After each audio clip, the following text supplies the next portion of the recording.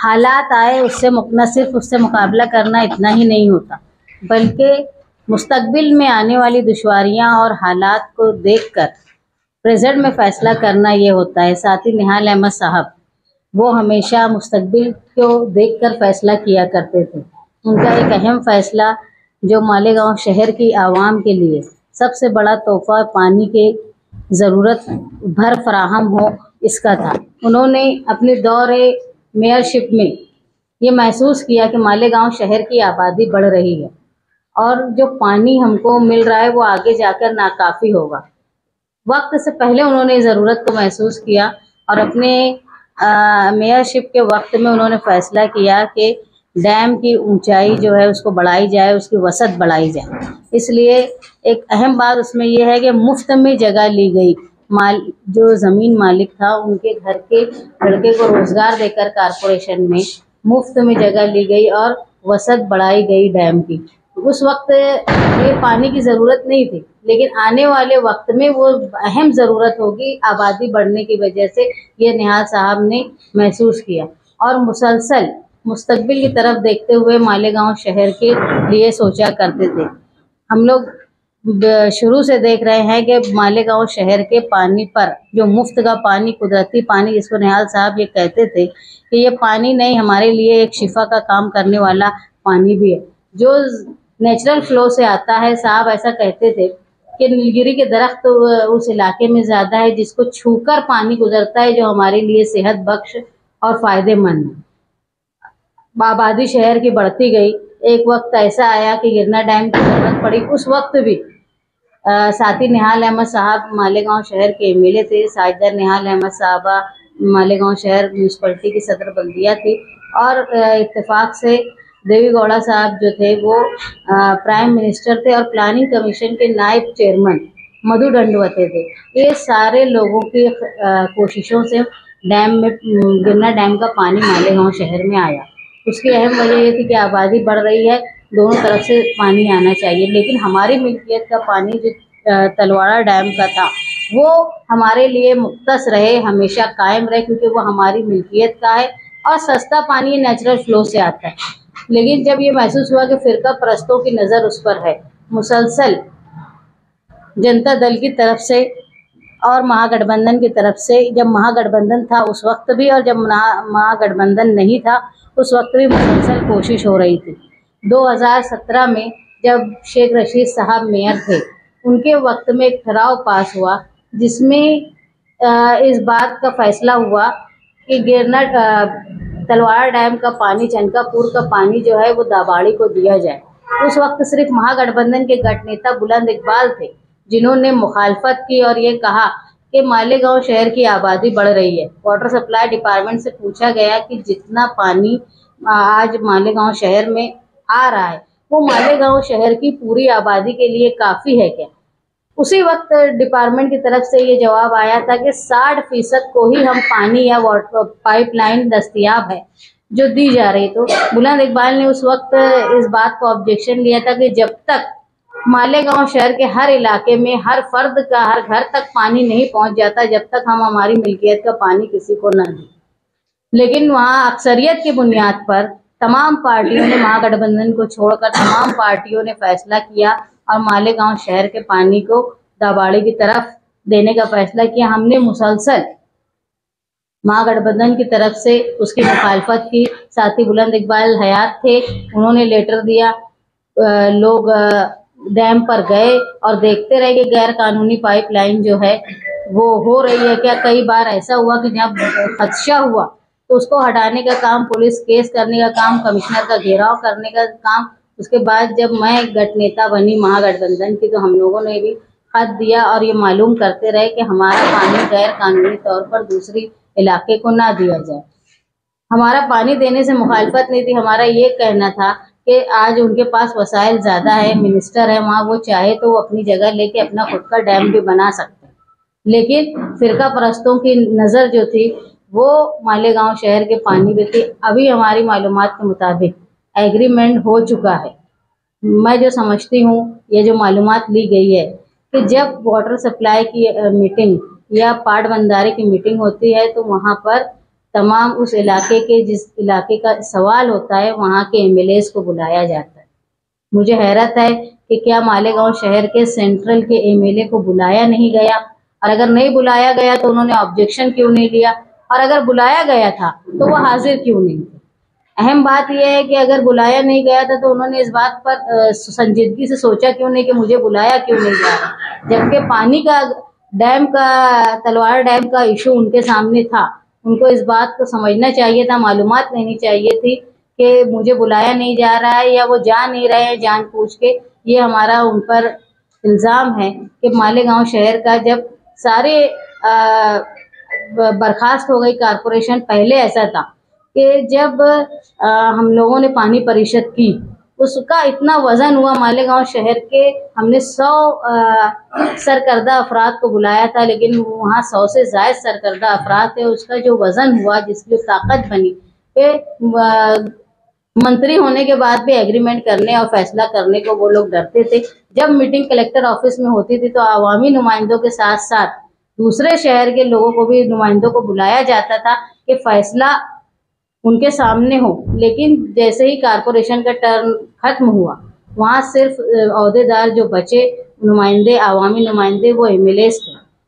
और मुझे हैरत है, या शहर को इस बात पर गौर करना चाहिए कि शहर के नुमाइंदे ने वहाँ पर गैर हाजिरी क्यों रखी, और अगर उनको नहीं बुलाया गया तो वो उन्होंने इस बात को गौर क्यों नहीं किया कि ऐसा क्या फैसला हो रहा है जिसको छुपाया गया है, या वो जानबूझ कर नहीं किया। रशीद से औले वाले बैठे हैं, और जो भी बुजुर्ग होंगे, बचपन में हमने देखते थे कि सुबह भी पानी आता था और शाम को भी पानी आता था। और ये जो इस्लामपुरे के पास पानी की टाँकी बनाने लगे तो उस वक्त तो 20,000 आबादी के लिए बनाई जा रही थी, और वो टाँकी नहीं बन पाई थी। उसके बाद उसके पहले ही 40,000 आबादी बढ़ गई मालेगांव शहर में। मालेगांव शहर में पावर लूम के रोज़गार की वजह से आसपास के देहातों से और यूपी से या बिहार से यहाँ पर ज़्यादा तेज़ी से लोग आते थे। यही बात निहाल साहब ने देखा, और एक्शन के वक्त जो लोग भी आए तो पूरे शहर में खून में लथपथ होकर ये लोग आते थे, और इनको जो यहाँ पर झुपड़पट्टियाँ बसा दी जाती थी, उन सब के लिए पानी मिले, ऐसा हर वक्त कोशिश की गई। मगर 2000 के बाद जब निहाल साहब इस शहर के एमएलए नहीं रहे, उसके बाद हर फिरका परस्त तो सर उठाने लगा, और जो नुमाइंदा उस वक्त बना वो उनकी सपोर्ट करने लगा। इसलिए दादागिरी से ये काम किया गया। अगर हमको हमारा जो आज पानी जो मुख्तस है 2043 तक का 6.5 लाख की आबादी का, आज शहर के अंदर 10 लाख से ऊपर की आबादी हो गई है। आप चारों तरफ देख लीजिए। अगर ये सब था तो कमिश्नर को क्या नहीं समझ रहा है क्या इस शहर में आबादी तेजी से बढ़ रही है, या इस मिनिस्टर जो है ये नहीं चाहता क्या यहाँ पर मुसलमानों की जो पनाहगाह है मालेगांव शहर, वहाँ पर मुसलमान की आबादी बढ़े, ऐसा नहीं चाहता है क्या? वो खुला जो है हमारे साथ नाइंसाफ़ी कर रहा है, और यहाँ के एमएलए और जो दूसरी पार्टियों के लोग हैं वो खामोश तमाशाई बने हुए हैं। वो ये नहीं चाहते कि इस शहर में जो बहुत तेज़ी से रोज़गार भी देता है और बहुत तेज़ी से अक़लियतों की हिफाजत करता है, तो ये काम नहीं हो। इसके लिए हर मुमकिन कोशिश आरएसएस और फ़िरका परस्तों की तरफ से की जाती है। ये हमारी पाइपलाइन जो है 10 साल पहले ही बदल देना चाहिए था। अभी आया है पाइपलाइन का बहाना बनाकर हमको सिर्फ कम पानी तलवाड़ा डैम से देते हैं, चंकापुर की तरफ से हमको कम दिया जाता है ताकि हम ज़्यादा जो है ख़राब पानी लेवे, जो कुदरती तौर से अच्छा नहीं है गिरना डैम का पानी, वही पानी हमको दिया जाता है। और एक साजिश ये चल रही है कि उस नदी उस पार सिर्फ उनका डैम हो जाए और नदी इस पार हम गिरना डैम को, ये भी एक साजिश है। अगर इस शहर को अगर ये शहर चाहता है कि ये सब नाइंसाफियाँ रुके और जो नुमाइंदा नहीं बोलता है, जो पार्टियां नहीं बोलती है, उनके साथ ना रहा जाए, अगर ऐसा फैसला करेंगे तो हम आने वाली नस्लों को बचा सकेंगे इस शहर में, क्योंकि ये एक मिसाल है कि हम पानी छीन लिए हैं दादागिरी से। ये मिसाल है, इसके बाद तुम्हारे साथ क्या होने वाला है ये आप अंदाजा लगा दीजिए। इसलिए हम समाजवादी पार्टी की तरफ से जिस तरह निहाल साहब ने अक़लियतों की हिफाजत की और हर मुमकिन कोशिश लड़ी है, हम अबू हाशिम आज़मी साहब के साथ लगकर हम हर नाइंसाफ़ी के खिलाफ लड़ेंगे, ऐसा हमारा फैसला है। Press conference Samajwadi party Malegaon की तरफ से बुलाई गई है। यूसुफ इलियास साहब और शाहनैन ने अपनी जो बात बोली, मेरी बात सारी टेक्निकल है। मैं यही चाहूँगा कि आप लोग भी अच्छे ढंग से समझ ले और आवाम भी थोड़ा टेक्निकल बातें हैं तो गौर से समझने की कोशिश करे। मालेगांव शहर में 2017 में उस वक्त की कांग्रेस, आज की राष्ट्रवादी, उन्होंने जो ठहराव पास किया वो मालेगांव शहर में, और ये बात बिल्कुल सच है कि बहुत से फैसले इक़्तिदार में रहने के बाद एक दूसरे से मिलजुल कर किए जाते, मगर ऐसा फैसला जिसमें हमारी आवाम, जो मौजूदा आवाम है, वो भी उसकी सज़ा भुगते और आने वाली नस्लें भी भुगते, लीडर कभी ऐसा फैसला नहीं करते। मगर बड़े अफसोस के साथ मुझे कहना पड़ रहा है कि उस वक्त की कांग्रेस और आज की राष्ट्रवादी ने ऐसा फैसला किया जो वजह बनी आज तक के एग्रीमेंट होने की। अगर उस वक्त वो ठहराव नहीं पास किया जाता अक्सरियत के जोर पर, तो मुझे नहीं लगता कि आज ये एग्रीमेंट होने की नौबत आती। हमने ये भी एक सोचने की बात है कि 2017 का फैसला, जून 2017 का फैसला आज 2023 अक्टूबर नवंबर में उस पर एग्रीमेंट हुआ, 6 साढ़े 6 साल तक क्यों नहीं हो पाया। हमने हर वक्त उसमें ऑब्जेक्शन लिया और कुछ चीज़ें ऐसी थी जो हमारे हाथ में थी। चंकापुर से 50 MCFT पानी जायद देने की जो बात हुई वो ठहराव में किया गया। हमने उस पर, मैंने खुद लेटर लगाया कि चंकापुर से 50 MCFT पानी दावाड़ी को दिया जाएगा कि तलवाड़ा से दिया जाएगा। तो उन्होंने जो लिखकर दिया, 50 MCFT इतके पानी चंकापुर धरनात आरक्षण करण्यात आलेला आहे। मगर जब एग्रीमेंट किया गया तो एग्रीमेंट में वो 50 MCFT पानी तलवाड़ा से दिया गया। चंकापुर और तलवाड़ा ये दो अलग अलग डैम है। चंकापुर से जिला और पूरे जिले को पानी दिया जाता। तलवाड़ा हमारी खुद की मिल्कियत है जिसे सिर्फ मालेगांव कारपोरेशन की हद्दी में ही पानी दिया जा सकता।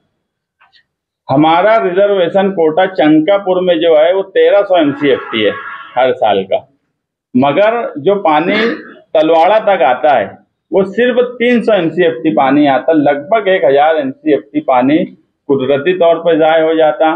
पानी उसको सोख लेती, कुछ सूरज की रोशनी से ज़ाय होता और बहुत सारा पानी चोरी हो जाता क्योंकि वो कैनल से आता। जब 1300 MCFT पानी तलवाड़ा में आते हुए 300 MCFT हो जाए तो 50 MCFT पानी अगर वहाँ रिजर्व किया जाएगा तो वो तलवाड़ा में आने के बाद कितना होगा, इसका क्लियरेशन वाटर सप्लाई अभी तक नहीं कर पाई।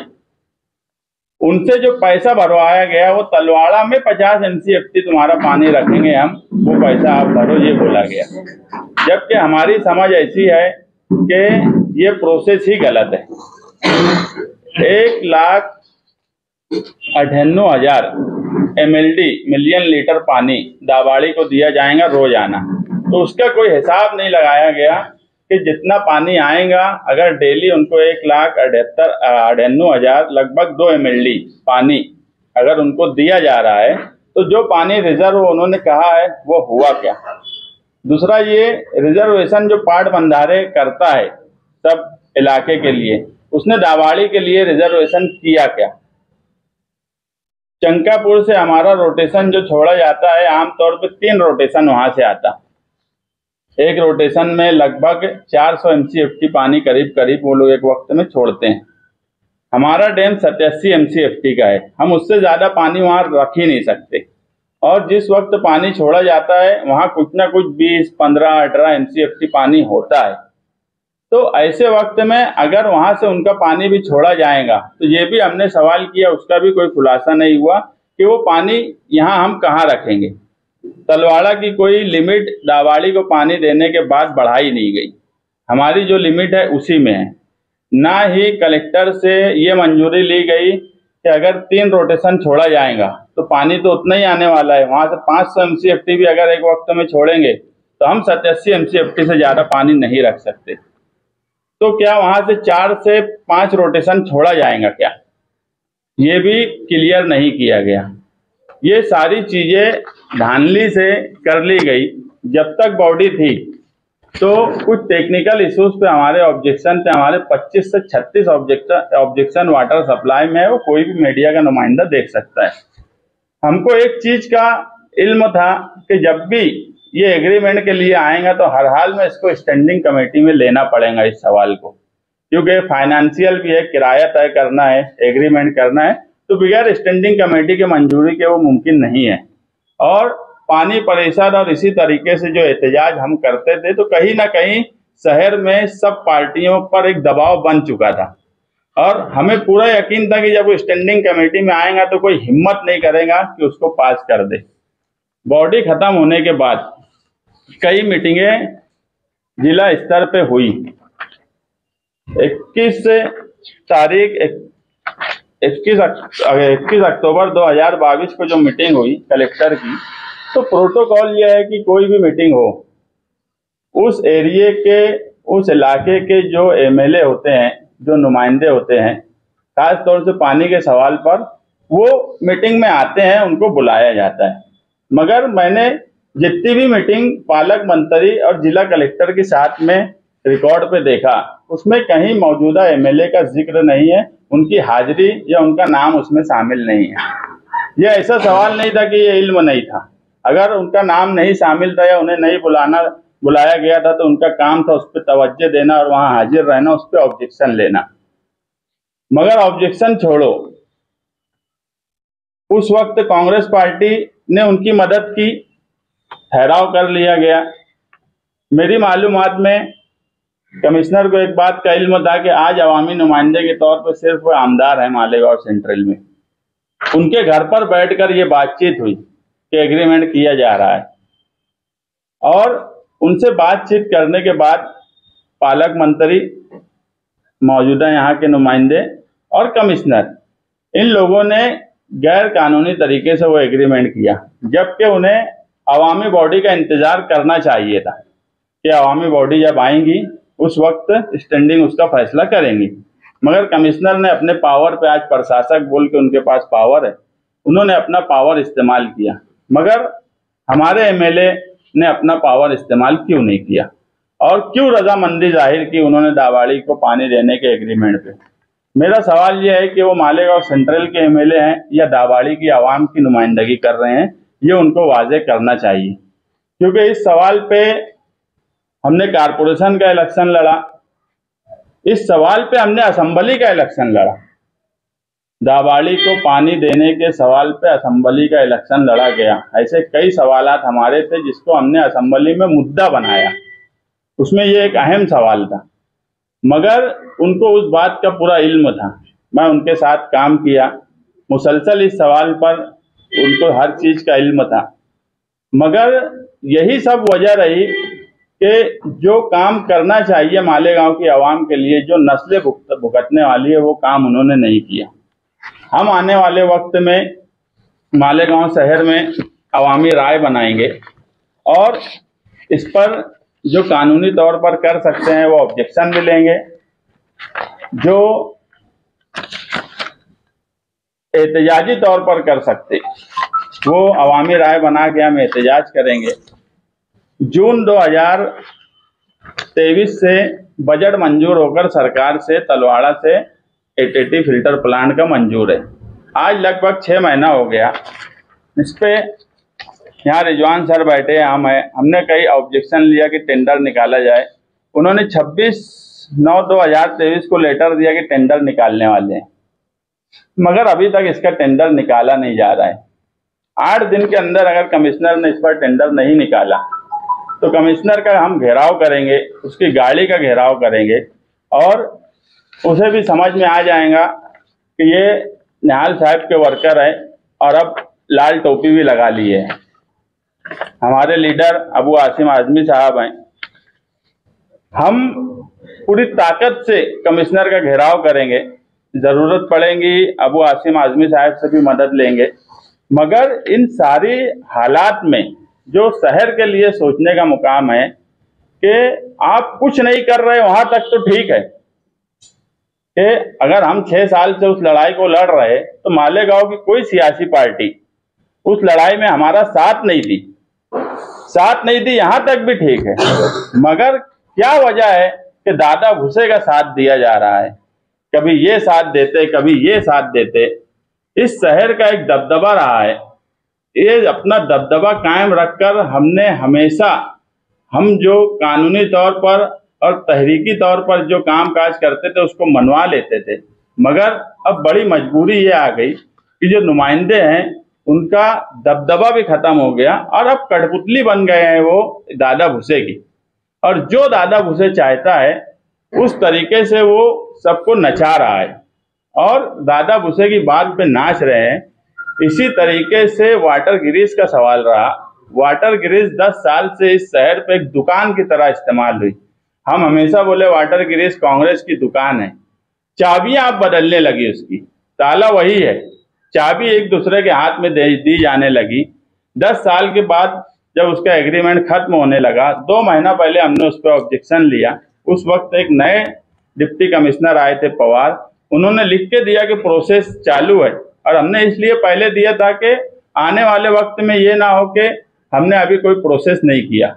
उन्होंने लिख कर दिया, मगर उसके बाद भी मौजूदा नुमाइंदे के घर में बैठकर वाटर गिरीश के सवाल पर डील हुई और वो कनेक्शन तुम्हारा दाबाड़ी को पानी देने का और वाटर गिरीश का, ये दोनों कनेक्शन है, और इसमें जो एजेंटगिरी का काम किया गया वो कमिश्नर की तरफ से किया गया।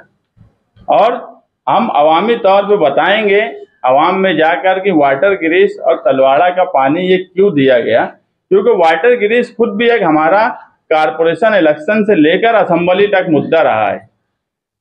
नागपुर के अजलास में, इससे पहले का जो अजलास था, वहां वाटर गिरीश के सवाल पर एक ऑब्जेक्शन मौजूदा आमदार की तरफ से दाखिल किया गया, मगर क्या वजह थी कि उस पर बोला नहीं गया और वो बात वहीं खत्म कर दी गई। ये भी मालेगांव शहर के सामने सोचने का सवाल है, वो रिकॉर्ड पे है। नागपुर पिछले 2022 के नागपुर अजलास में जो ऑब्जेक्शन दाखिल किया गया वाटर गिरीश के खिलाफ, उस पर एक लफ्ज नहीं बोला गया। आने के बाद उस पर कोई ऑब्जेक्शन नहीं लिया गया। जिस आदमी ने उस ताल्लुक से लेटर बनाया, पूरी मालूमात दिया, वो नदी के उस पार का है, उस आदमी का यह बोलना है कि उसमें तोड़ी कर ली गई। इस तरह से अगर कामकाज इस शहर में किया जाएगा, ऐसी एजेंसियां जो इस शहर को लूट रही हैं, जो गब्बर सिंह बनी हुई है इस शहर में, हम तो ये समझे थे कि हमारे आमदार ठाकुर हैं और हम जय और वीरू का किरदार अदा कर रहे थे बदउनवानी और चोरी और फिरका परस्ती के खिलाफ, मगर हमको नहीं मालूम था कि ये फिल्म अलग ही है। यहाँ ठाकुर ही गब्बर के साथ मिल जाने वाला है और हम सब जय वीरू किनारे रह गए। ऐसे हालात इस शहर में बने हैं। ये बड़ा सोचने वाला सवाल है मालेगांव शहर की आवाम के लिए। तलवाड़ा जो है, ये हम कभी मरते दम तक इसको छोड़ेंगे नहीं। ये दादा भूसे भी सुन ले। इसके लिए अगर हमको जिस हिसाब से उनकी जो नियत है आगे फ्यूचर में कि उधर का वो उनको फिल्टर प्लांट बना देंगे, तो इस ताल्लुक से मारने की भी बात आ जाएंगी तो हम उससे भी हटने वाले नहीं। ये शहर का तलवाड़ा डैम खुद की मिल्कियत है, हम इसको कोई हाल में मालेगांव शहर से अलग होने नहीं दें। डायमंड कारपेट, हमारे वहाँ कारपेट, दराज, पायदान होलसेल रेट में दिया जाता है। हमारा पता याद रखें, मुस्तफ़ा वंगार बाजार, डायमंड कारपेट, मालेगांव।